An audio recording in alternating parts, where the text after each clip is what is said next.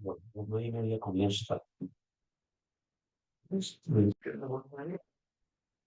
sube, muy bien. Uno estudia su yo le dije de ayer, no sé qué bien. Ganamos el premio nacional de turismo. Bueno, Iván, felicitaciones. Bueno, estamos hablando, casi con él. Gracias. Muy buenos días. Buenos días. Agradezco al comité organizador de la celebración del 66 aniversario de la Facultad de Ciencias Económicas y Sociales la oportunidad que le da al Departamento de Economía y al Instituto de Investigaciones Económicas y Sociales para participar en esta serie de eventos que se están celebrando precisamente para conmemorar esta fecha, también en el marco del Día del Economista. El día de hoy, mi persona, profesor Albio Márquez, actualmente director del Instituto de Investigaciones Económicas y Sociales, y el profesor Adalberto Alvarado, estaremos discutiendo acerca de Venezuela, escenarios económicos 2025.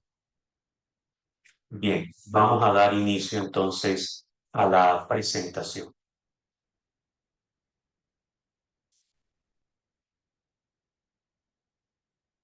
El propósito de esta discusión es que nos pasemos por lo que ha sido el devenir económico venezolano en lo que va del año 2024, cómo podría terminar este año y qué podríamos esperar para el primer trimestre del año 2025.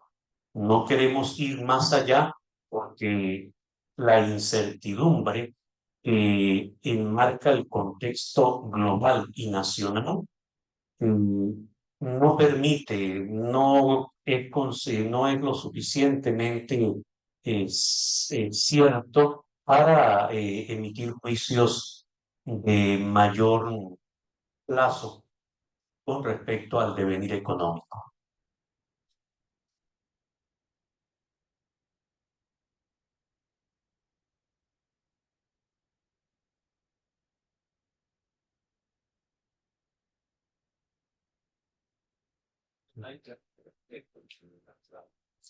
Ok.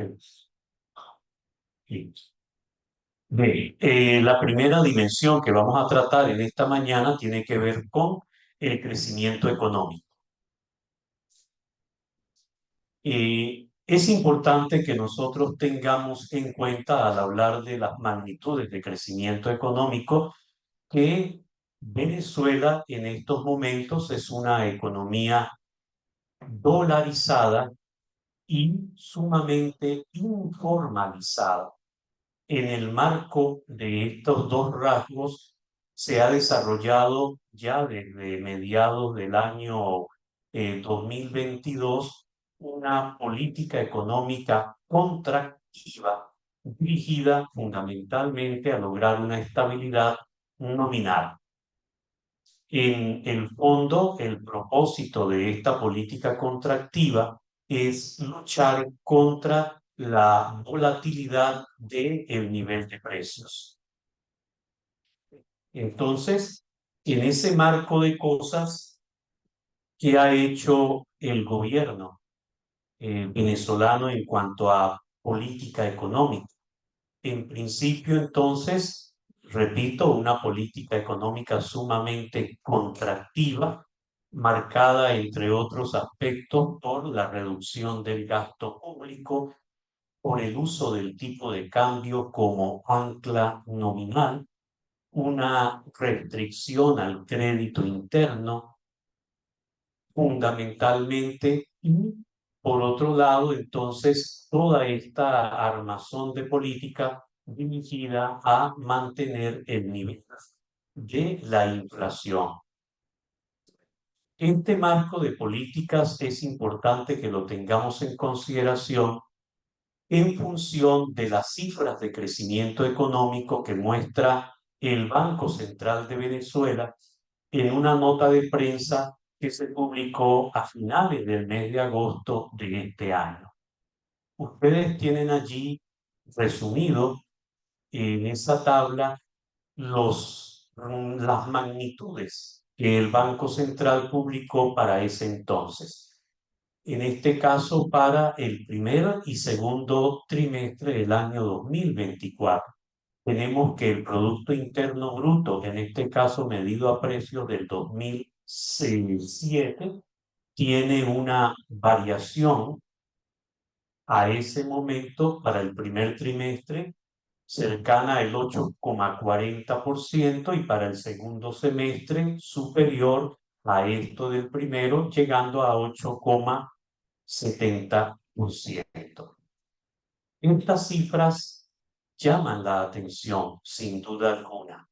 Aún con un marco contractivo de política económica, la actividad económica reacciona de manera sumamente satisfactoria según esta fuente de información. Allí pueden ustedes apreciar que la actividad petrolera marca un crecimiento bastante importante, superior al 11% en el segundo trimestre de este año, y la actividad no petrolera, según la misma fuente, se ubica incluso por encima del 8%. De allí entonces esas estimaciones de un crecimiento de la actividad económica en términos globales por encima del 8%. Allí llama la atención sectores en particular, como es el caso de la minería, el caso de la construcción, el caso de las actividades financieras, de seguros, crediticia, que como ustedes pueden apreciar, en el segundo trimestre del año 2024 tienen un crecimiento extraordinario, un crecimiento que incluso en alguno de estos sectores, comparado con el crecimiento que se mostró en el primer trimestre, pues el desempeño es sumamente satisfactorio. Estas cifras nos colocan a la manufactura, al comercio y a otras actividades, incluso en unos niveles de crecimiento también bastante satisfactorios, superando incluso el 8%. Esas son las cifras que el gobierno publicó, repito, terminando el mes de agosto. Y son las cifras que todos los funcionarios del sector público en cada oportunidad que pueden las sacan a reducir. Ahora bien, como es costumbre en nuestro país ya desde hace un tiempo, otras fuentes revelan otra situación. Acá tenemos las cifras mostradas por el Observatorio Venezolano de Finanzas. Debo resaltar que esta organización se ha convertido en una fuente de información de mucha confiabilidad para quienes hacemos análisis de la economía venezolana. En este caso, podemos ver en el gráfico que tenemos hacia el lado derecho cómo se va mostrando, cómo se va dando el crecimiento de la economía venezolana trimestre, trimestre. Allí incluso lo tenemos comparado en el sentido de el trimestre de un año, en este caso 2024, con respecto al trimestre del año anterior, 2023. Prestemos atención a lo que es el primero, segundo y tercer trimestre de este año 2024. Vean ustedes que las cifras se alejan de manera importante de lo que muestra la fuente oficial. Para el primer trimestre del año 2024, la actividad económica creció un 2% con respecto a lo que fue el primer trimestre del año 2023. En el segundo trimestre, casi un 4% en comparación con el mismo periodo del año anterior. Y en el tercer trimestre del año 2024, entonces tenemos un crecimiento más fuerte que en los trimestres anteriores, que se ubica en el 5% si se compara con el tercer trimestre del año 2023. Pueden entonces ustedes apreciar allí debajo del gráfico que según esta fuente de información, el crecimiento acumulado de la economía venezolana al tercer trimestre del año se acerca mucho al 4%, está muy cercano al 4%. La actividad petrolera para este mismo periodo tiene una cifra de crecimiento similar a la que aportaba la fuente oficial, eh, entre el 11 y el 12%. La gran diferencia está en el crecimiento de las actividades no petroleras. La fuente oficial la registra por encima de un 8%.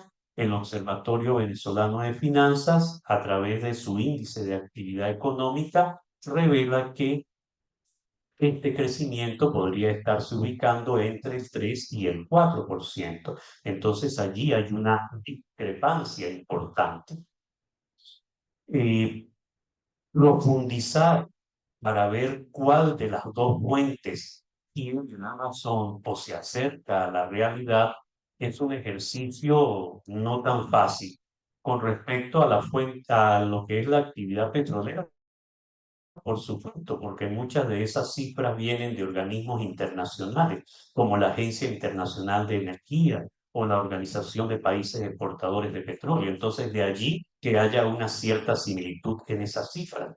Pero con respecto a la actividad económica no petrolera, pues allí el asunto de cuál tiene o quién tiene la razón es un poco más difícil. ¿Ok? Y por supuesto que todas estas cifras son estimaciones. Ahora, como se aprecia en el lado derecho, lo que es cierto es que la economía venezolana está creciendo. Eso es indudable. Entonces, nosotros debemos preguntarnos cuáles son las razones que pueden estar impulsando, al menos en tiempos recientes, ese crecimiento. Por allí tenemos un aumento en el consumo para lo que ha sido para el consumo y la inversión en algunos sectores y regiones en particular. Debemos nosotros tener muy claro que el crecimiento económico que se está presentando en nuestro país es sumamente desequilibrado, por darle un término de la teoría del desarrollo. No todas las regiones, no todos los sectores están mostrando un nivel de crecimiento similar.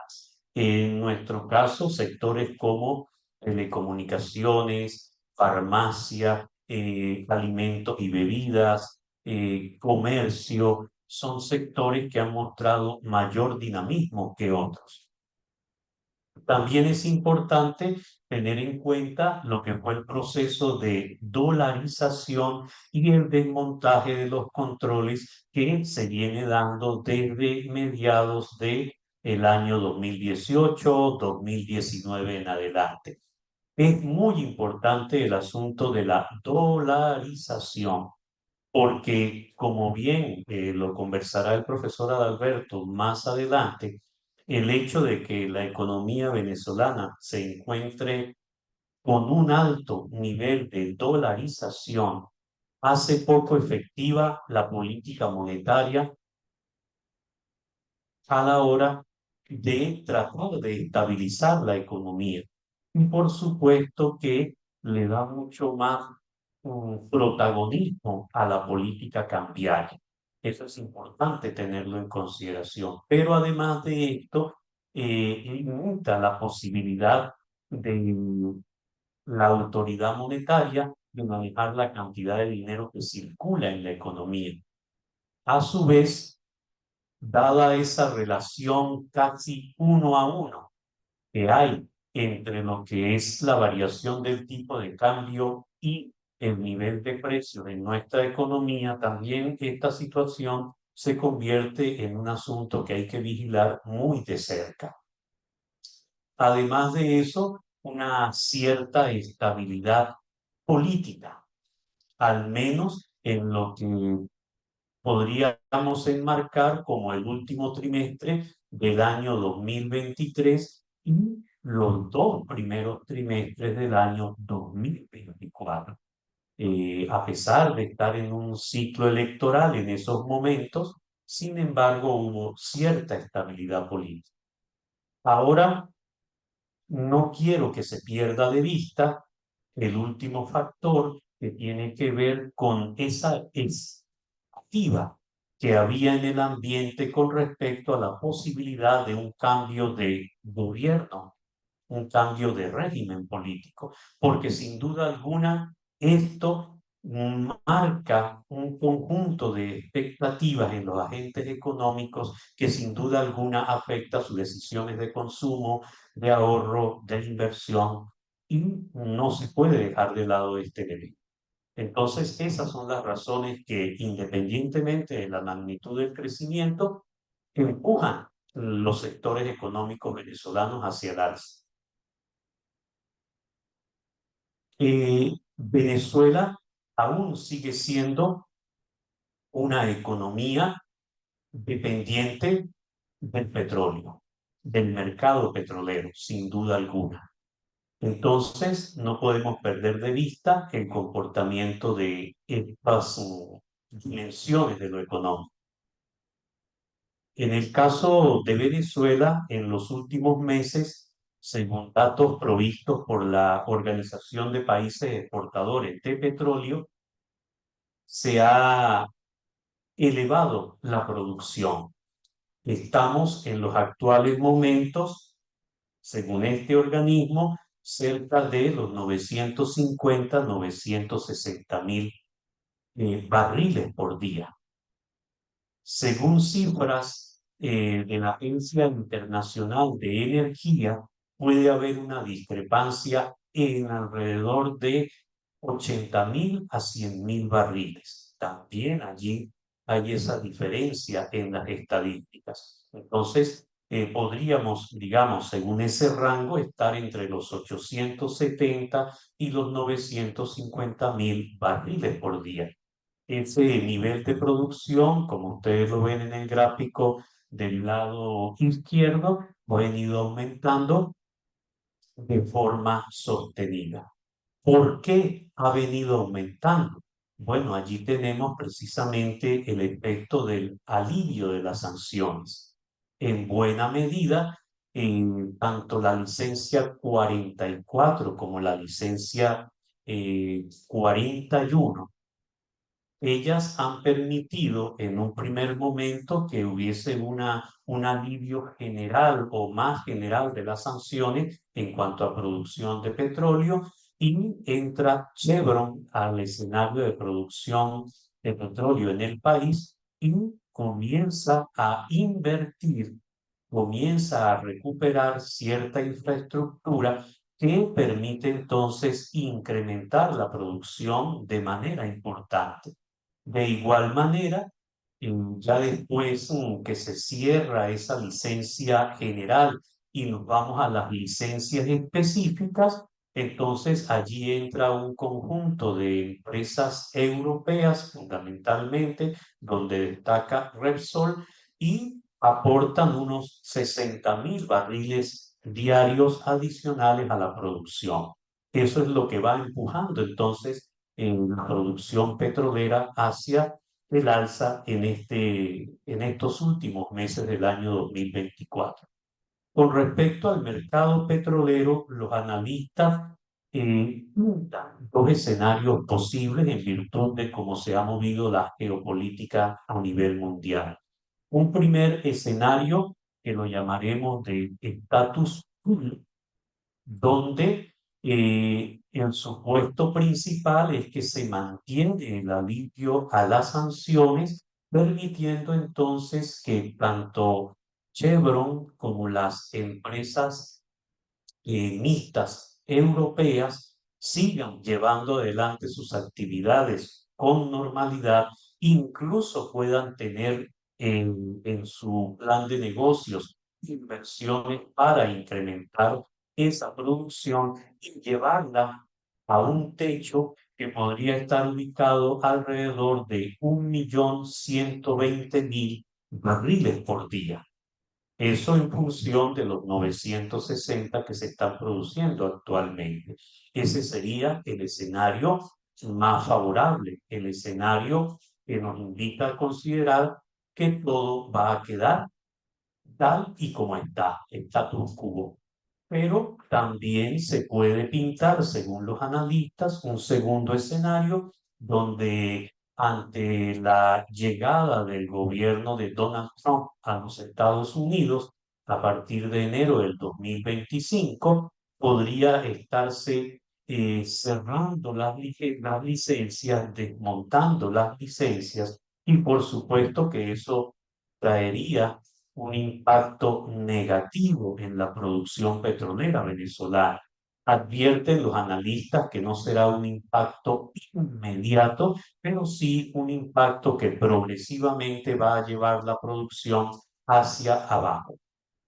Tengan en cuenta que 47% de esa producción la genera Petróleos de Venezuela, pero el 53%, incluso hay gente que llega un poco más, entre el 55 y el 56%, la lleva a cabo lo que nosotros conocemos como las empresas mixtas. Entonces, un recrudecimiento de las sanciones, sin duda alguna, llevaría ese nivel de producción a niveles bastante precarios para las necesidades fiscales del país.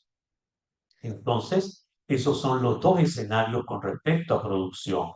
Con respecto a precios, a pesar de los conflictos geopolíticos que se están presentando en el Medio Oriente en la actualidad, y a pesar también del conflicto bélico entre Rusia y Ucrania, el mercado petrolero aún no da señales de que hayan expectativas de una disminución en los suministros de petróleo. Eso trae como consecuencia que no haya movimientos por ahora o en el precio del crudo. Incluso podemos ver que en algunos momentos el crudo se viene, si el precio del crudo se viene hacia abajo. Esto tiene que ver en gran medida con la pérdida de dinamismo de la economía china.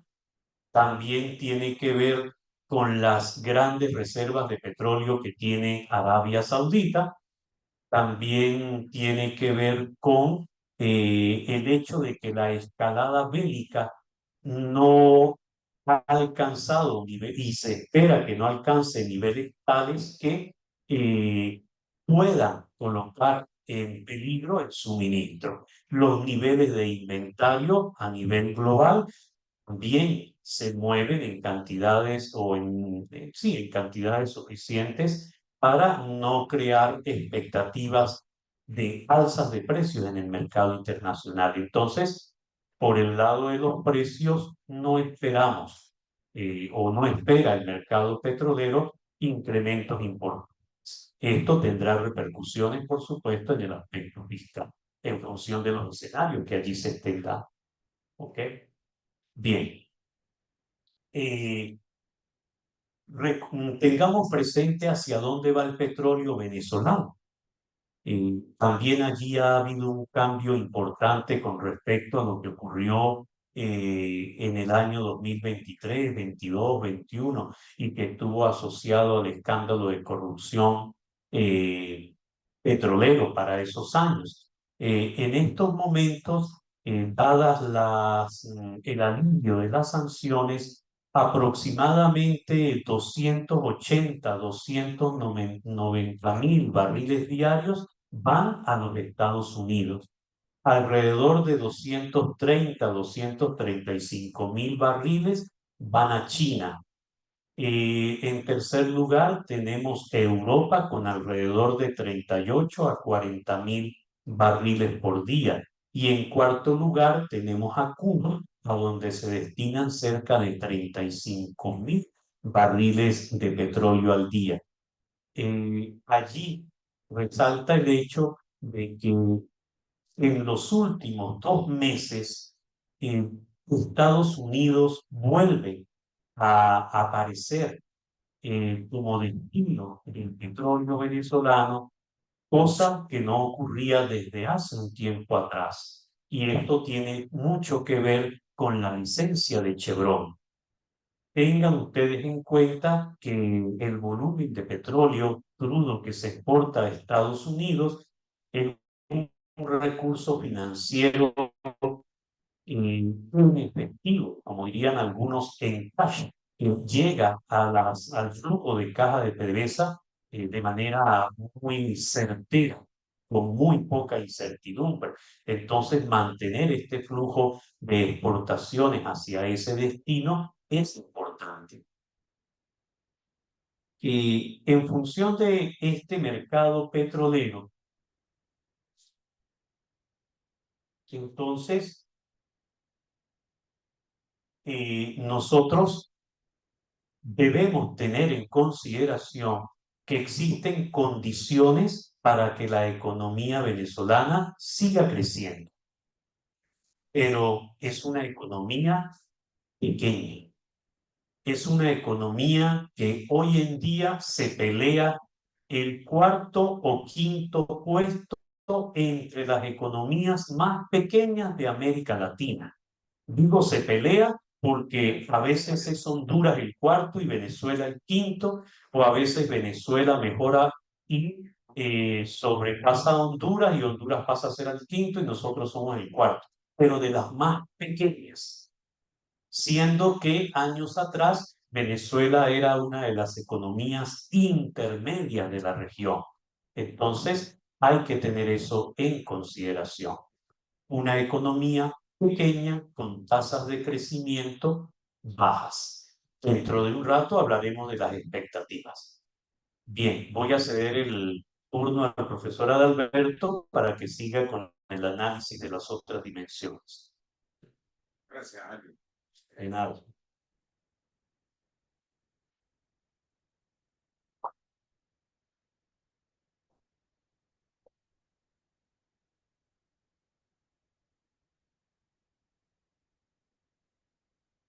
Bien, buenos días para todos. Yo voy a continuar acá hablando de las perspectivas económicas para lo que es el año 24 y lo que viene el año 25.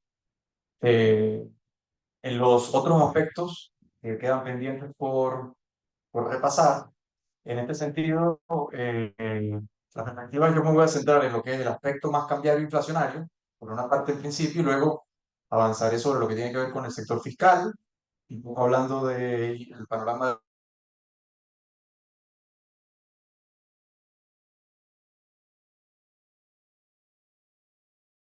inflacionario. Y finalmente, bueno, un programa más socioeconómico, social, va a pasar con el empleo, los niveles de salario promedio y bueno, lo que tiene que ver con la pobreza, la desigualdad. Eh, entonces, en función de esto, continuando, tiene que ver con el aspecto más inflacionario cambiario. Sobre esto quiero girar mi presentación, porque en una economía bimonetaria, como bien sabemos, hay una dinámica que se va dando en términos de inflación del bolívar, pero también los precios en dólares van modificándose. ¿A qué responde esto? Es decir, teóricamente no debería existir lo que mal llaman por ahí inflación en dólares, pero yo quiero centrar la atención en esto en función de, primero repasemos cómo ha sido la evolución, ¿no?, de esta variable. Yo tomé la serie interdiaria, la podemos repasar, donde, bueno, obviamente sabemos que el tipo de cambio del BCB hasta hace muy poco estuvo alrededor de los 37 bolívares por dólar, realmente muy poca volatilidad. Haciendo ejercicio el Banco Central en lo que se llama una política cambiaria de tipo Crowley-Peck, el famoso mini devaluaciones. Allí en la gráfica, pues pareciera como que estuviese muy lineal, pero en realidad sí vino haciendo pequeñas devaluaciones de márgenes de menos del 1%, ¿ok? Que es lo que vemos a lo largo de todo el año hasta octubre. A partir de octubre cambia aquí la dinámica. Pero esto viene en respuesta a la evolución del dólar real. Digamos real en términos de que tú puedes adquirir en la calle sin mayor restricción, que la gente lo llama monitor o paralelo. El dólar paralelo sí, tiene todo a lo largo de la mayor volatilidad. Sin embargo, eh, experimentó cierta estabilidad hasta más o menos septiembre. A partir de septiembre sí tuvo un alza importantísima que lo sitúa desde los 40 bolívares hasta ya hoy aproximadamente los 53 bolívares por dólar. Esto en relación al resto del año, pues es llamativo. Ahora, ¿por qué ocurrió? Básicamente por tema de oferta y demanda. ¿Ok? El mercado cambiario, como cualquier otro, está muy influenciado por la oferta y la demanda, pero sobre todo las expectativas de los agentes económicos. Entonces, en Venezuela, algo que yo siempre menciono, ¿no? Es que cuando tú tienes una moneda con tanta desconfianza como el bolívar, a cualquier incremento, digamos, variación porcentual de la masa monetaria, el mercado sobrereacciona más de lo que en condiciones normales lo haría. Entonces, aquí quiero hacer énfasis, mismo que tú tengas una economía, eh, vamos a suponer, supuesto fuerte, una economía en la que tú tienes que la cantidad de masa monetaria no se mueve, ¿ok? Vamos a suponer eso, lo cual es bastante restrictivo, porque sabemos que sí, la masa monetaria aumenta, pero vamos a suponer que la masa monetaria se mantenga fija, estrictamente. Pero si la demanda de dinero sigue cayendo, el valor de ese dinero va a seguir cayendo. Ahora, ¿qué es lo que ha hecho el Banco Central para contrarrestar esta realidad? Bueno, esto es una realidad que heredaba, ¿no? Pasado recién. Ahora, el Banco Central lo que ha hecho es atacarlo por el lado de la oferta de dólares. Entonces, a través de lo que llamamos intervención cambiaria, mesas de cambio, el Banco Central viene, como dicen algunos por allí, quemando las reservas todas las semanas, pero esa cantidad de dólares de influjo que entra al sistema a través de los bancos ha venido disminuyendo precisamente desde agosto.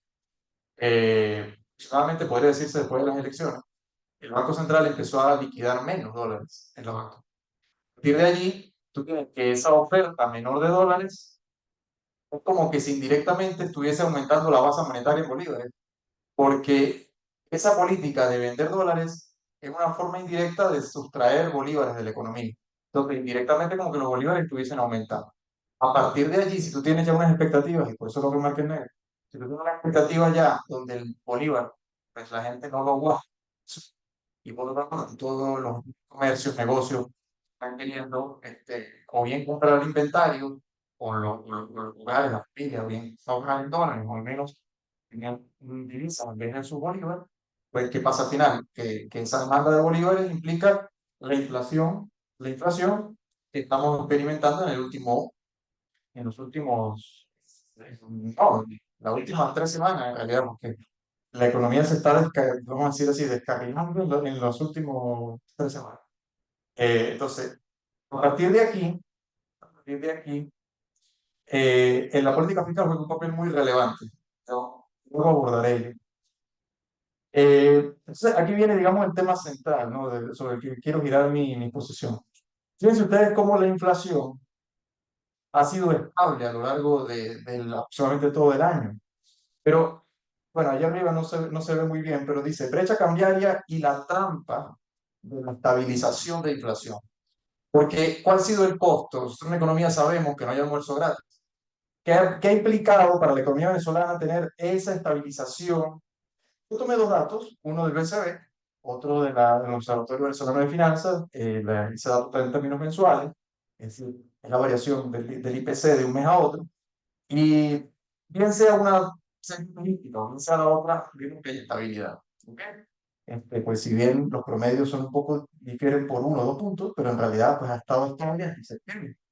De hecho, el banco no ha publicado la cifra de inflación del mes de octubre porque ya el Observatorio Venezolano de Finanzas publicó que se disparó de forma importante. Ahora, bueno, asumo yo que estarán haciendo ajustes y bromas, pero veremos que en el Banco Central la cifra también tenderá a esa tendencia, ¿no? Pero fíjense ustedes qué ha pasado con la brecha cambiaria. Ah, aquí está la trampa. La brecha cambiaria no ha sido estable durante el año. ¿Cómo definimos aquí en este caso brecha cambiaria? Es la diferencia que hay entre el dólar que veíamos antes paralelo y el dólar BCB. Esa brecha a lo largo del año, nosotros observamos que lejos de ser estable ha sido creciente desde febrero, comenzando aproximadamente sobre el 5% de distancia entre un dólar y el otro, hasta tocar un pico de más del 25% precisamente en octubre. Entonces, fíjense ustedes qué interesante, ¿no? Hasta octubre podríamos decir que esa estabilidad inflacionaria coincide con un periodo progresivo y creciente, no solo volatilidad, sino aumento de la brecha cambiaria. Eso, fíjense ustedes, qué interesante.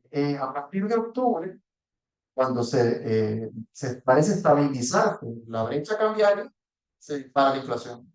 Es decir, pero repito, no hay almuerzo gratis. Tú tienes que, para poder, en el caso de la economía venezolana, la política monetaria, atajar el tipo de cambio y atajar la inflación, entonces ha estado sobrevaluando y sobreapreciando el bolívar de forma recurrente, lo cual tiene impactos tanto en el punto de vista productivo, con lo cual la economía quizás pudo haber crecido más de lo que señalaba el profesor Alves, pero ¿qué ocurre? Esto está dejando todas las condiciones dadas para que, y aquí viene la paja, precios en dólares es el más alto dentro del país. Tienen una situación en la que el dólar dentro de Venezuela vale menos que lo que vale afuera del país. Entonces, ¿qué implica? Que un producto importado es más barato que un producto nacional. Entonces, eso ataca las exportaciones no petroleras. Esa, digamos, es la primera, ¿no? Pero no es nuevo. Eso es algo que nosotros los venezolanos y sobre todo los economistas y los que estamos estudiando en España, vemos que es algo que se repite, ¿no? A través de las décadas. Pero es un problema que el país sigue incurriendo en él. Ahora bien, eso tiene otra repercusión, que es que en términos de ingresos de la familia, los dólares que están recibiendo cada vez le están rindiendo menos. Entonces, tú tienes una estabilidad de precios en bolívares, aproximadamente, pero tienes que los precios en dólares han venido subiendo de manera, si bien no drástica, pero sí vienen subiendo.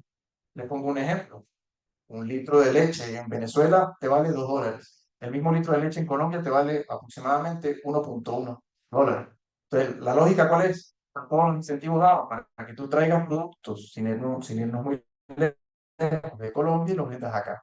¿Cómo resuelve o ha resuelto esto? Porque lógicamente la industria nacional ha puesto su pero, es decir, le llama al gobierno y le dice, oye, mira, eso pasó bueno, con el piso de las bebidas, la industria de bebidas nacionales, bueno, pongo aranceles. Bueno, un poco lo que ha venido pasando. Ahora, entonces, dicho esto, quiero irme al sector fiscal, ¿no?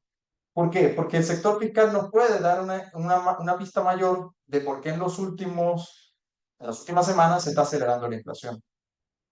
Entonces, tú tienes que la inflación se viene acelerando, por un lado, porque la cantidad de bolívares nominales ha aumentado, pero es que en términos reales ha aumentado más todavía. ¿Ok? Porque la cantidad de dólares disponibles en el sistema se ha ido reduciendo. Esa sería una primera explicación. Pero ¿por qué esto ha sucedido? Bueno, vamos a ver qué ha pasado en términos, primero de ingresos, luego de ingresos no petroleros, pero el dato de deuda, a mí me llamó la atención. Tengo que decir que toda esta parte de aquí son datos que son, en este caso los saqué del presupuesto 24, hice proyecciones hacia el 25, ¿ok? Y luego en términos de deuda y en términos de gasto fueron datos que saqué del informe de coyuntura del INPE, de la UCA, porque bueno, no hay data estadística oficial. Ahora, los ingresos petroleros, que ya el profesor Albio expuso bastante bien la parte del mercado petrolero, pues en Venezuela es muy importante. Ahora, vemos que para el año 24 aproximadamente esos ingresos estuvieron sobre los 9.700 millones de dólares, por un impuesto sobre la renta de ese sector de 2.000 millones de dólares. Para el 25 se prevé, es la proyección que yo hice, a partir de la mejora en la producción, si bien el precio no tiene o no se prevé una mejora importante, de hecho más bien ha caído un poco el precio de la cesta, de lo que llaman el Pereira, el cesta venezolano, pero podemos, en principio, pasando de 750.000 barriles diarios a 900.000, más o menos, que esa es la previsión, podemos ver una escalada de los ingresos petroleros del 22,5%, o sea, más o menos para el año 25 puede estar rondando cerca de los 12.000 millones de dólares, más o menos. Bueno, con su respectivo aumento también en el impuesto sobre la renta en el sector petrolero. En el caso de los no petroleros, bueno, aquí yo en los no petroleros, a mí hice una proyección con base en el crecimiento de la actividad económica, pero digamos la promedié el 8%, que algunas fuentes estadísticas dicen que viene creciendo la actividad, contra el 4% que dicen otros que viene creciendo el PIB, ¿no?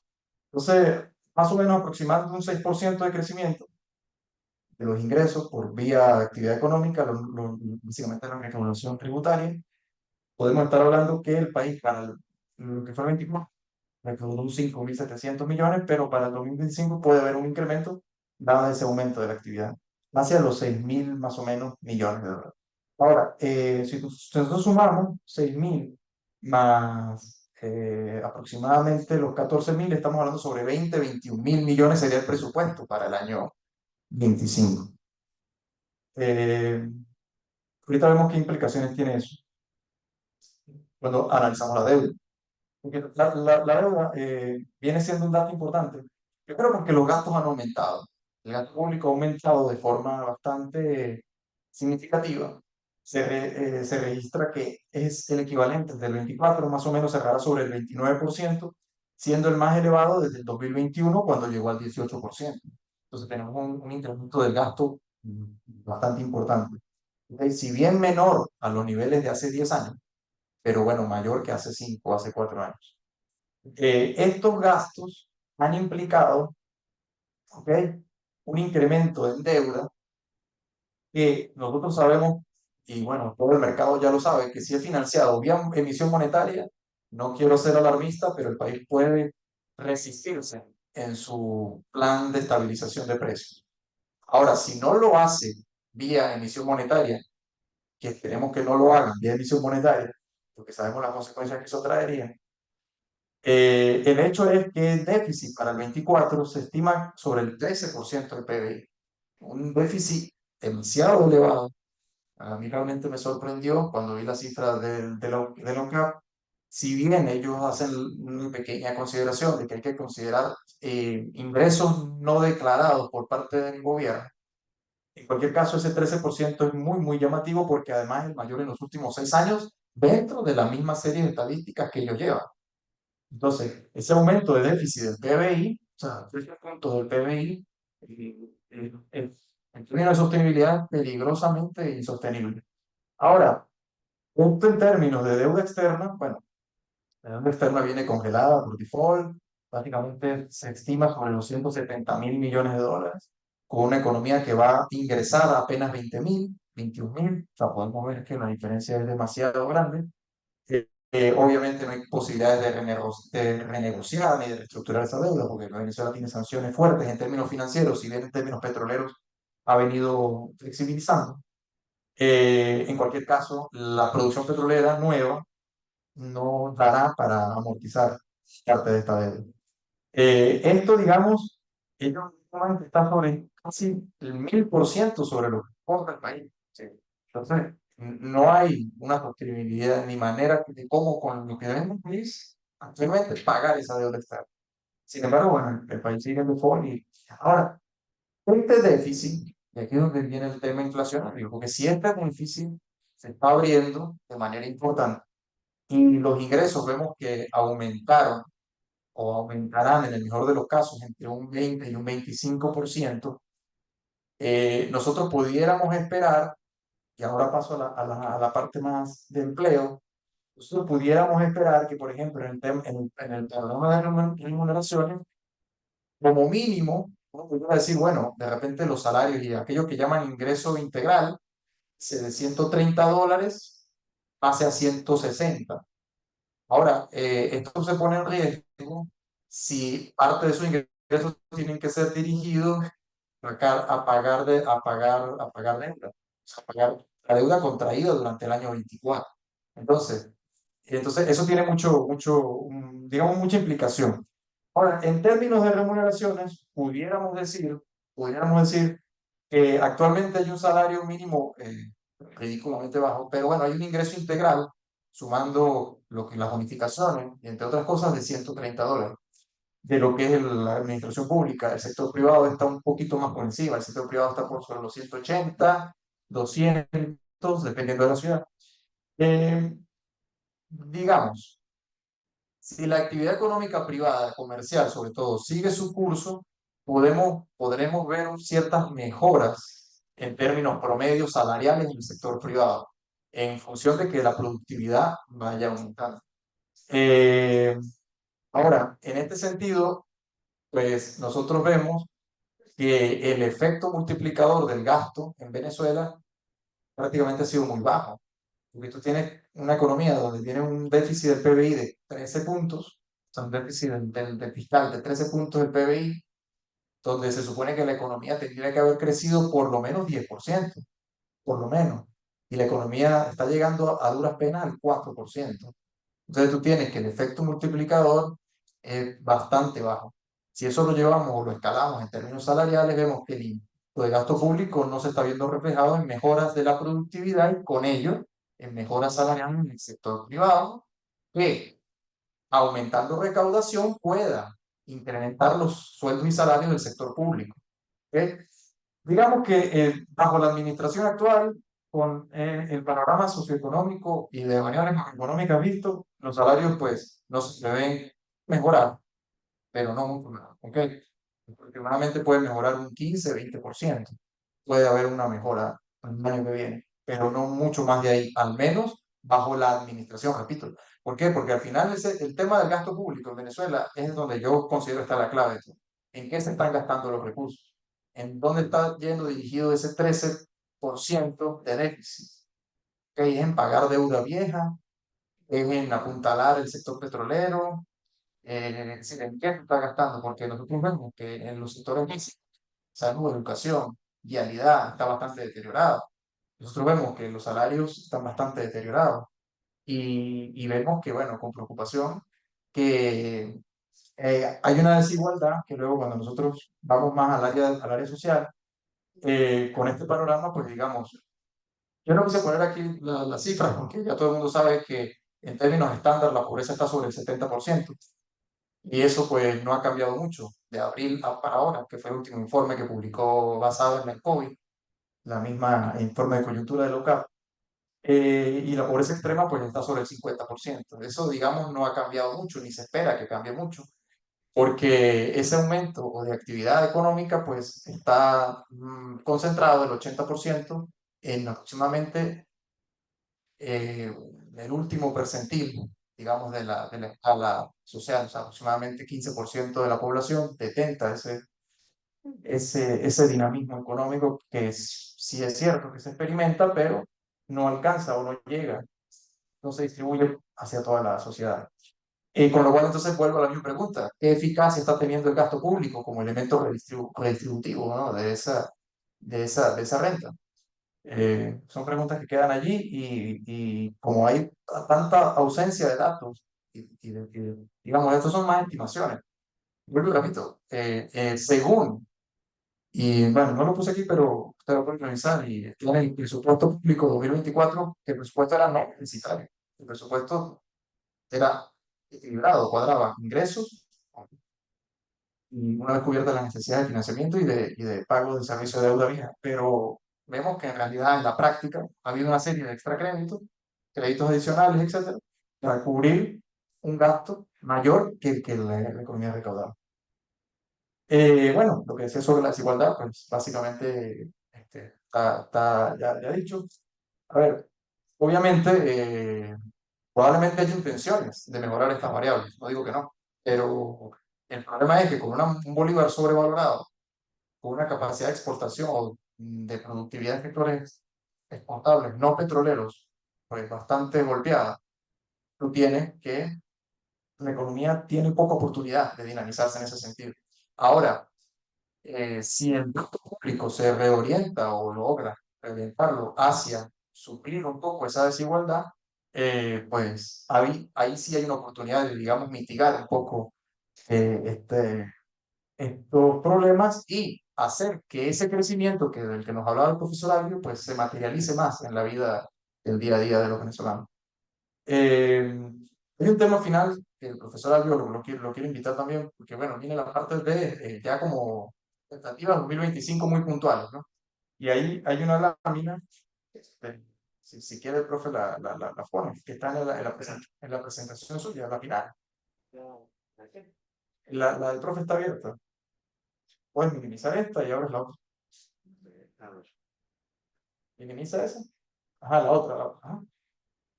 La última, la misma. Esa, ajá. Esa es. Entonces, bueno, para hablar de proyecciones, Al cierre del año se espera más o menos que el dólar paralelo puede estar sobre los 58, 60 bolívares, siguiendo la tendencia que trae hasta ahora, ¿ok? Esto, repito, siguiendo la tendencia. Si ocurren perturbaciones no previstas, puede tener un salto hacia arriba o puede tener un salto que, pues, más bien el dólar se retenga en 53 bolívares. Pero siguiendo la trayectoria, estamos hablando de que puede cerrar el año sobre los 60 bolívares por dólar, el paralelo. El dólar oficial puede estar cerrando sobre los 49, 50 bolívares, asumiendo que va a mantenerse la brecha de entre 15 y 20%. ¿Ok? Si no buscan reducir la brecha, que sería hacer una devaluación más importante, pero en diciembre no creo que hagan esa devaluación, porque sería menguar más los ingresos en bolívares de la población. Por otra parte, bueno, lo que tiene que ver más con actividad económica y inflación, bueno, se lo quiero dejar al Ferrio para que concluya esta ponencia. Gracias. Gracias. Bien. Entonces, luego de este paseo por todas las dimensiones de la economía venezolana, esperamos en cuanto a actividad económica que cerremos alrededor de un 6% para lo que sería el año 2024. Y con respecto a la inflación, nos estaríamos ubicando entre un 49 a un 52% de inflación acumulada a lo largo del año. Ahora bien, para el primer trimestre del año 25, allí hay una variable relevante y tiene que ver con las expectativas políticas. Este hecho, no fenómeno, este hecho se convierte en un punto en contra del devenir económico venezolano porque quiebra las expectativas de recuperación menguada, pero recuperación al fin de la economía venezolana. Y como bien lo asomaba el profesor Alvarado, viene esa presión sobre el mercado cambiario en una economía que tiene favor de quedar en sus manos con moneda nacional. Y de allí entonces ese vertiginoso crecimiento en las últimas semanas de el tipo de cambio. Entonces, teniendo esa variable en consideración, esperando que no sea tan drástica o drástico el escenario negativo que se pueda presentar, esperamos que para el primer trimestre del año 25 la economía venezolana puede estar teniendo una tasa de crecimiento que no vaya más allá del 2, del 3%, una tasa de inflación bien manejada la política cambiaria podría estar entre el 52 al 5, perdón, entre el 8 y el 10%, la acumulada hasta el primer trimestre, por favor. No estamos hablando de la anualizada podría irse incluso hasta el 60%, pero en el primer trimestre la acumulada podría estar entre un 8 a un 10%. Y con respecto al tipo de cambio, en función de los cálculos que se han hecho hasta el momento, como bien lo asomaba acá el colega, entonces podríamos estar hablando en ese primer trimestre de hasta un 50 y hasta 55 bolívares por dólar en el caso del mercado oficial.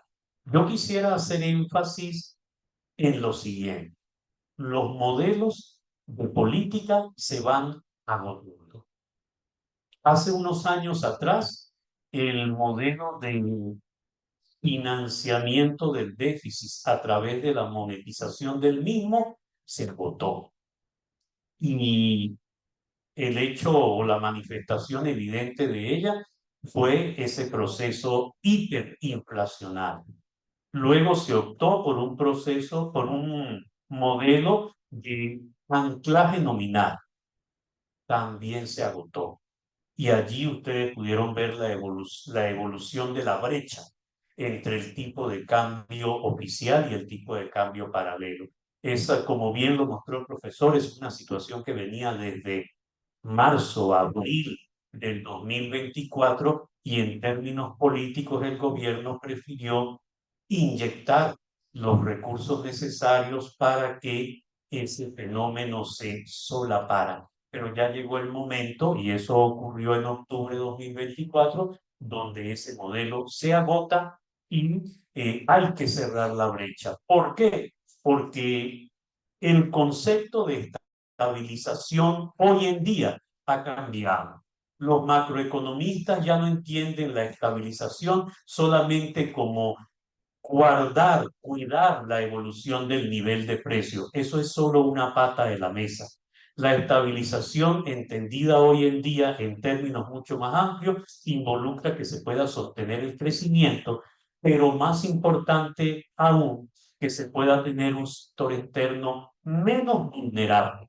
Y en el caso venezolano ha sido todo lo contrario. Hemos perdido gran competitividad por culpa de una sobrevaluación de la moneda, como lo decía el profesor. Eh, las cosas no están fáciles, las cosas no seguirán fáciles, seguiremos siendo una economía enana, se necesitan grandes volúmenes de inversión y eso no van a llegar en un escenario de incertidumbre institucional como la de ahora. Instituciones hay. Lo que pasa es que han sido acomodadas a la medida de cierto traje. No hay que reinstitucionalizar el país. No, instituciones hay.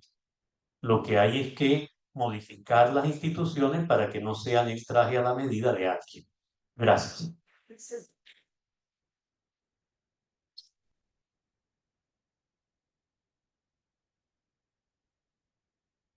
No sé si hay una ronda de consulta. Sí, abrimos las intervenciones. Aquí estamos a su disposición. Profesor, Adelante. ustedes hacen mucho énfasis en la parte petrolera y los otros minerales o, y los servicios profesionales, que creo que también han tenido cierto repunte en la parte del servicio. Y las estadísticas de petroleras, perfecto, pero esa duda, disculpe, gracias. Ok. Ha habido recuperación, yo diría incluso que una aparición, un renacimiento de exportaciones no petroleras de algunos rubros en particular, entre ellos los minerales, por supuesto. Pudieron ustedes ver, por ejemplo, en el caso de las cifras aportadas por el Banco Central, que en el segundo trimestre de este año 2024 el crecimiento de la actividad minera alrededor de un 22%. Las actividades profesionales las involucramos dentro de lo que conocemos como actividades financieras, actividades de seguros, actividades profesionales, actividades crediticias, y como ustedes vieron también en esa lámina, han crecido de manera importante. Sin embargo, debo enfatizar que esas actividades aún tienen una contribución marginal a lo que es la actividad económica venezolana. Venezuela es y seguirá siendo un país en cuya base económica el petróleo lo dirá todo. Las exportaciones a finales del año 2023 estaban rondando los 18.000 millones de dólares por allí, ¿no? Entre 18 o 19. Y de ese 18, de ese 19, las exportaciones no tradicionales no alcanzaban a llegar a 3.000 millones de dólares. Entonces, sin duda alguna, es una contribución marginal. Eh, ¿Se debe seguir apoyando el crecimiento de las exportaciones no petroleras? Por supuesto que sí, sin duda alguna, pero siguen siendo actividades marginales. Sí, yo quiero hacer al respecto, bueno, hay un comentario ahí en términos de finanza pública. Cuando uno mira el presupuesto, uno ve que el sector petrolero ocupa más del 50% de lo que es el ingreso total. Y luego la parte de recaudación no petrolera, tributos básicamente, sería la que está, la que le sigue en importancia. En ese sentido, hay que recalcar algo. El sector petrolero, si bien sigue siendo, como dice el profesor, eh, centro neurálgico de nuestra economía, ha perdido también peso o ponderación. Que tradicionalmente la recaudación en Venezuela significaba históricamente el 10% del presupuesto. Ese 10% al año pasado caló al 16%. Y bueno, más o menos eso se mantiene para el 24 y se mantendrá para el 25, incluso con tendencia a pueda aumentar un poco. Eh, Cuando yo dije el dato del déficit, déficit fiscal, ahí el mismo informe de coyuntura de la UCAP, del IES-UCAP, hace o sea, decir, hace la consideración, te dice, hay que tener en cuenta ingresos no declarados por parte del gobierno. Dentro de esos ingresos no declarados entra todo lo que es la minería y otros sectores. De esa minería, sobre todo, hay un ámbito allí que, bueno, hay una falta de transparencia bastante importante porque, bueno, hay mucha ilegalidad alrededor de la actividad. Son recursos que llegan, sí, son recursos que llegan, pero se manejan con mucha discrecionalidad y es como que le falta una pata a la mesa. Entonces, si bien las cifras no son alentadoras en términos de deuda, quizás se amortiguan un poco por esa vía de dineros, de ingresos no declarados. Lo que sí está claro en cualquier caso es que aún así, puede que bajes, ponle un 5%, baja de 13 a 7, más o menos. Eh, Bueno, en cualquier caso, 7 puntos del PBI de déficit fiscal sigue siendo demasiado aumentado. Y bueno, eso en términos de otras actividades. ¿Ok? Pero bueno, básicamente el petróleo la recaudación de la actividad y el petróleo sigue siendo la actividad principal. Y las reservas internacionales. Pues sí. Volvemos al mismo punto. En reservas, por poner un ejemplo, a lo largo del año 2024, Entre 8 y 10. se han liquidado por vía de intervención bancaria para lo que es el mercado cambiario aproximadamente unos 6.000, 7.000 millones de dólares. Y sin embargo, las reservas líquidas declaraban sobre los 4.000, de la diferencia de dónde salió. Porque hay otra parte ahí en el balance del Banco Central que son derechos especiales de giro. Y hay otra parte que es oro monetario y otras cuestiones que no son liquidez. Cuando nosotros vamos a la cantidad de dólares, ellos declaraban, citando los derechos especiales de giro, que básicamente son como una posibilidad de cambio en los mercados internacionales con el Fondo Monetario. Cuando tú quitas eso, quedas en 4.000 millones de dólares de reservas líquidas. Ajá, pero el mercado ya ha liquidado más de 6.000, 7.000 millones. ¿De dónde salió la diferencia? Volvemos al punto anterior. Hay unos ingresos no declarados que están oxigenando la economía y entonces pues eso, digamos que es lo que ha permitido esa cierta estabilidad del dólar que se viene pidiendo en las últimas semanas.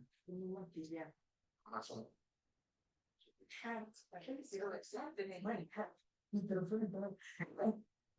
Bueno, me encantó la exposición a mis dos profes queridos. Eh, Sigo yo insistiendo con eso, de lo que ustedes están hablando, de los ingresos no declarados, que no se refleja propiamente en el gasto público, como usted lo dijo, profe. Es decir, no se refleja en un mejor servicio, no se refleja en infraestructura adecuada, no se refleja en calidad de vida en general, por un lado. Pero también en esos ingresos no declarados, nosotros vemos que hay unas rutas, por ejemplo, el presidente se fue a Rusia con 3 aviones, 200 personas más o menos, se calcula. Y bueno, ¿de dónde salieron esos ingresos? Porque para estar, aunque básicamente tuvieron una semana. Entonces, uno dice que son un costo altísimo. Además, la razón por la que se fueron fue realmente, no se dio, que no entró en los BRICS. Entonces, uno dice, "What?". O sea, fueron a nada, a nada. Entonces, eso por un lado. Por otro lado, también están las economías ilícitas, que incluso, como usted está diciendo, que tal vez eso es lo que está oxigenando, pero que no entran, no se miden, ¿no? Sí, por eso es que en cualquier caso siempre el análisis es parcial porque no se tiene toda la información. Exactamente. Entonces, lo mismo pasa con el oro. ¿No? En Delphi Bay, bueno, llevaban ya maletas con oro. Entonces, ¿quién valora eso? ¿Cómo, dónde se llega ese dinero? O sea, esto es un país que tenemos realmente una opacidad con los datos y en la realidad de los datos, que bueno, ya todos los sé. Es un escenario que pues, tenemos que analizar muy bien. Pero ahora yo vengo, como yo soy optimista, ¿qué pasaría si, y le preguntan a todos para usted, de un nuevo escenario que seguramente los primeros 6 meses va a estar complicado, ¿verdad? Pero si el presidente González Urrutia entra realmente a formar parte ya del gobierno y a pesar de todas las vicisitudes que se puedan presentar, eh, no hay duda que va a haber una nueva, digamos, una nueva economía, unas nuevas propuestas económicas, de perspectivas económicas con otras personas que realmente tienen mayores valores para hacer una economía mucho más transparente, con personas que saben y con otras propuestas, ¿no? Eh, y quisiera que no existe ya ese escenario, ¿no? Bueno, Yo quisiera preguntarle a los dos, porque lo vi como que no, bueno, por eso yo hice en un momento dado el comentario bajo la administración actual. Porque, claro, si hay un cambio de administración, se supone que debe haber un cambio de política también, pero de política económica. Ahora, yo quiero hacer un comentario aprovechando lo de los BRICS. Esto es interesante porque los BRICS, nosotros podemos hacer un análisis y observar de que ellos a variables políticas no se prometen tanto los criterios de aceptación o inclusión o no, pero las variables económicas sí. Y todo este panorama económico del país, ellos lo saben y más. Y cuando tú tienes esa radiografía de la economía, claro, ponen un chivo expiatorio, Brasil, porque es la economía cercana de la región a que sea el malo de la película. Pero desde mi punto de vista, opinión personal, eso fue una decisión consensuada entre todo el mix. Lo que pasa es que luego políticamente se utiliza, de no, bueno, Lula, Brasil es el malo y tal, pero en realidad eso fue una decisión consensuada. Ahora, si nosotros analizamos qué pasa en estos países, para empezar, con toda seguridad, tanto en Rusia como en Brasil, como en China, como en Sudáfrica, no tienen tantos desajustes macroeconómicos. Eso para empezar. No tienen una moneda tan sobrevaluada o sobreapreciada, porque fíjense ustedes, venimos partiendo de una lógica, si tiene una moneda sobreapreciada, los exportables se afectan. Entonces, ¿qué le ofrece Venezuela a los BRICS más allá que no sea petróleo? Porque en términos petroleros, China le puede decir, pero es que yo no necesito comprar, o sea, yo no necesito que tú seas BRICS para yo comprar petróleo. O sea, ¿qué ventaja me das tú en términos, y para venderte mercancías en containers, que pasan por Panamá, tampoco necesito que seas BRICS? Es decir, tiene que haber realmente una relación estratégica de peso en la que Venezuela pueda entrar en condiciones. Pero ¿cómo compite, por ejemplo, yéndonos al caso más cercano que es Brasil? ¿Cómo compite Venezuela con Brasil más allá en algo que no sea estrictamente petróleo? Porque ni siquiera petroquímica, sino petróleo crudo. Es decir, Brasil, si es solo por el ámbito petrolero, también produce petróleo. Pero es que más allá de eso, Brasil tiene una cantidad de industria mucho mayor que la nuestra. Y lo mismo, ni qué decir de China ni de Rusia, entonces, y de India, exactamente. Entonces, en ese sentido, pues Venezuela está complementada. Ahora, volviendo al tema más nacional político, evidentemente, que si hay un cambio de administración, pues hay un cambio de panorama. Lo primero que cambiaría serían las expectativas. Ahora, hay que hacer un comentario, ojo con esto, porque yéndonos a la luz de los hechos, que no vaya a pasar, una vez que eso suceda, no hay que caer en la trampa, por ejemplo, de Macri 2018, de que las inversiones van a llover y por lo tanto no hay que hacer ajustes en la economía. el ajuste hay que hacerlo para cerrar esa brecha cambiaria, el ajuste hay que hacerlo para sincerar la devaluación, no solo la devaluación, sino la inflación que está rezagada. Por ejemplo, y aquí hablo ya a título personal en términos de política económica, eh, un poco si se han hecho exploración, un poco lo que ha hecho Caputo Milei, o sea, tiene que sincerar el tipo de cambio. Por ejemplo, el tipo de cambio no puede estar 20% permanentemente, o sea, tienes que cerrar esa brecha a cuando mucho el 3%, que no, como estuvo en un momento dado. Ahora, eso implica no por la vía de estar inyectando dólares a la economía, sino por la vía de llevar el precio, ¿no? O sea, llevar el precio a donde tienen que ir, o sea, llegar y devaluar. Y eso viene un impacto inflacionario de una vez. O sea, tú vas a tener en las primeras de cambio, uy, vamos a suponer que sale Gonzalo Urrutia, uy, con Gonzalo Urrutia se vive peor. Pero es que ese es un primer paso que hay que pasar. Y luego, tú puedes tener que incluso en ese primer trimestre, incluso haya recesión. Esa actividad económica, esa expectativa del 4% se te baje al cero, porque está ajustando la economía. Eso en términos cambiarios. Ahora, en términos de gasto público, ¿qué es la más importante? Es reorientar el gasto.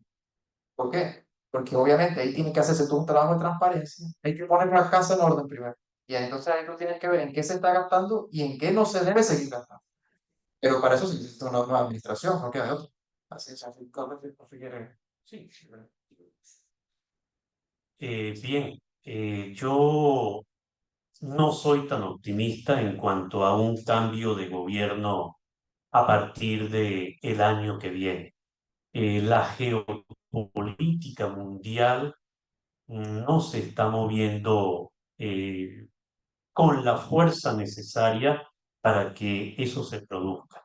Las instituciones venezolanas, repito, desde hace ya cerca de un poquito más de 20 años, han venido siendo modeladas a la talla del régimen actual.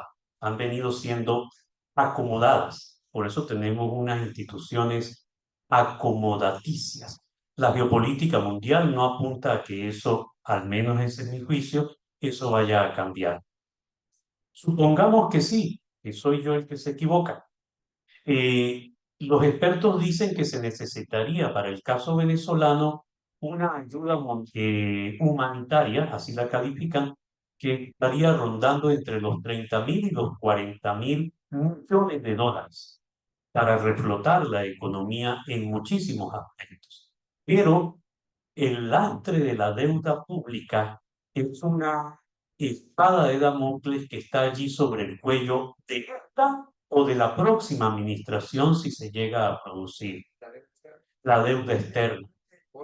Sí, la deuda externa en estos momentos es cerca de su tamaño, cerca del 16% del Producto Interno Bruto venezolano. Y como lo asomó el profesor, se necesitarían las exportaciones, 10 veces el monto de exportaciones para cancelar la deuda. Y una parte importante de esa deuda es deuda de la República y deuda de PDVSA, es decir, deuda que está en forma de bonos, es deuda que se está cambiando continuamente en los mercados a grandes descuentos en estos momentos y que en algún momento entonces va a tomar fuerza los litigios con respecto a ello. Y esto puede poner en jaque los préstamos necesarios, además de esos 30, 40.000 millones de dólares, para que se logre reflotar la economía. Un cambio de gobierno o de régimen, bien lo asomaba el profesor Alvarado, es un quiebre de expectativas. Eso sí, sin duda alguna, ayudaría a disminuir, por ejemplo, presiones sobre el mercado cambiario.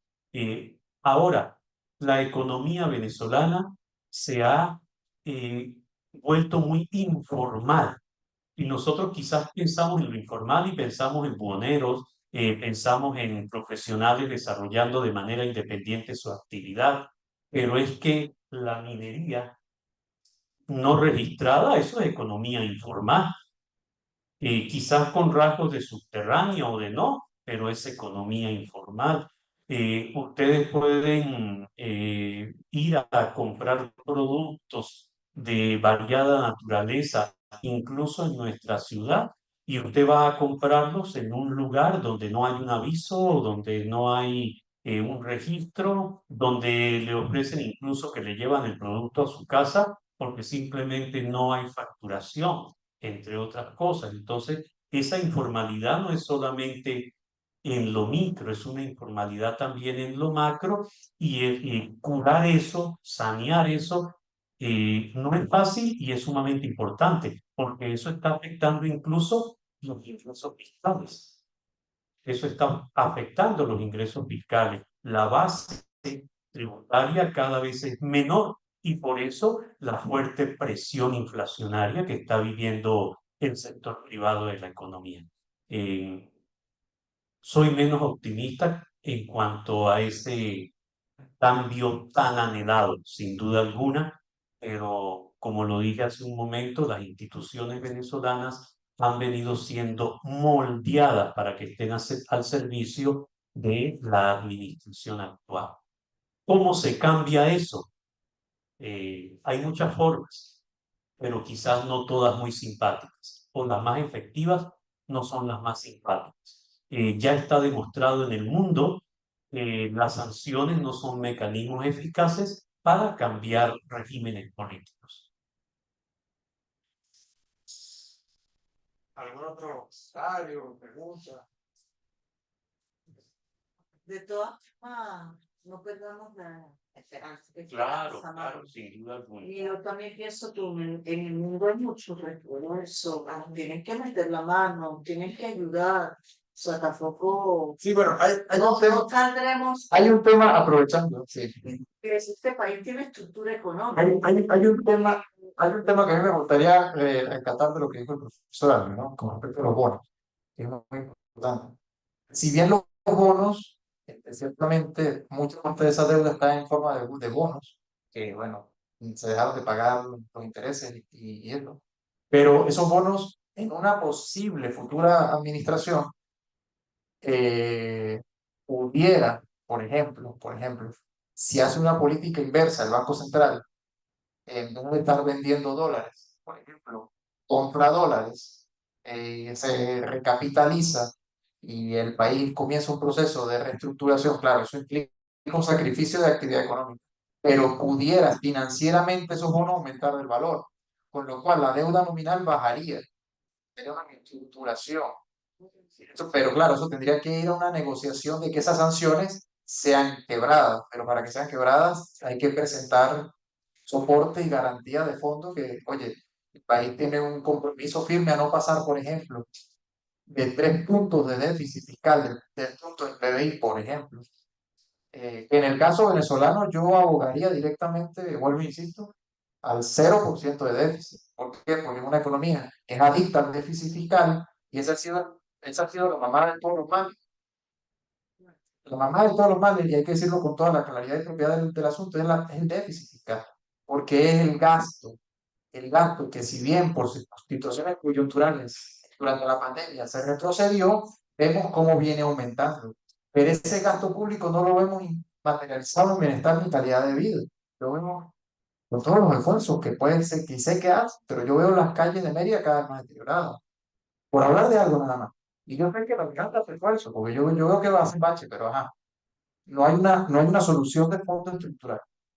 Con lo cual, lo que quiero decir con todo es que el gasto público no lo vemos materializado en un aumento de verdad de calidad de vida. Y por otra parte, las empresas cada vez se quejan más de la administración tributaria. Entonces, tienes que la actividad económica está en jaque permanentemente, pero por otro lado, ese gasto, vuelvo y repito, es que el problema está en el gasto. Y eso no obedece a otra cosa que a la administración. Exacto. Es el problema de los males de nuestro país, es el gasto público que da lugar a ese déficit fenomenal de 7 puntos, 10 puntos Es decir, Venezuela tiene que ir a una disciplina fiscal, pero eso cuesta, porque eso implica hacer un cambio, no solo de expectativas, sino un cambio como fíjense ha costado, por ejemplo, que lo haga Argentina, que es un país que siempre tenemos referencia porque es muy similar a nuestro, muy similar, es decir, siempre pretende o busca vivir una vida por encima de sus posibilidades reales. Y eso hay que decirlo con propiedad. El venezolano, por otro pasado, Saúl, se acostumbró a vivir por encima de su capacidad productiva. Y eso lo mismo le pasaba a la Argentina. Y llegaron estos señores que están ahorita y dieron déficit fiscal. Y viene la inflación retrocediendo de manera importante, pero con una brecha cambiaria muy menor a la del año pasado. Es decir, haciendo las cosas un poco mejor.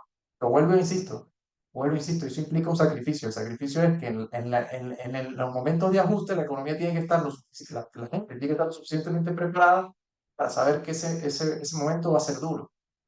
Va a ser duro porque estás ajustando y poniendo la casa en orden. Y una vez que eso se logra, y el problema es lograrlo, ¿no? Por el tema el mismo tema de espada de Damocles, es decir, y el tema de las sirenas de Ulises, o sea, si nos permitiremos llegar allá, aparece el corto plazo. Y entonces, la emergencia nos hace abandonar. Estoy hablando de un futuro hipotético, ¿no? Fíjense qué interesante, incluso el mismo gobierno este que tenemos, durante el 2021, por necesidad, liberó la economía un poco y se ajustó un poco los pantalones. Y la economía hasta el 22 tuvo mejor performance. Sin embargo, a partir de la inclusión del impuesto a las grandes transacciones financieras, del IGTF, a partir de se van a meter aranceles aquí, aranceles por todos lados, y a partir de un aumento del gasto público que realmente, no sé ustedes, yo no lo veo, yo no veo que estén reformando el hospital, yo no veo que estén reformando el seguro, yo veo estos edificios muy deteriorados. En fin, no se trata de venir a llorar aquí, se trata es de poner las cosas en su sitio, porque a veces da la sensación como que si vemos que de repente el sector automotriz ha tenido un pequeño repunte y vemos que ciertos sectores de la economía han tenido un pequeño repunte, entonces se están vendiendo más carros que el año pasado, sí, eso es cierto, pero es porque el sector comercio, bueno, que al final son importaciones, que vuelvo y repito, dentro del país sale más barata que fuera. ¿Ok? Bueno, ese era el comentario sobre el tema de los bonos, que me parece importante, porque si los bonos se revalorizan, el país puede entrar en una reestructuración.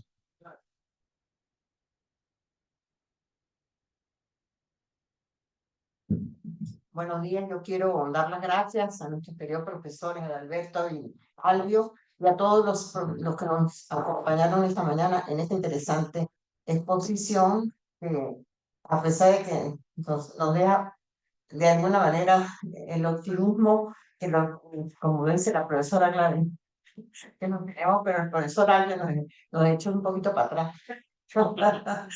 Pero bueno, tenemos que seguir adelante, vamos a tener, sí, es posible. Entonces, muchísimas gracias y los esperamos en todas las actividades que nos restan en la semana de aniversario de Ciencias Económicas y Sociales. Gracias.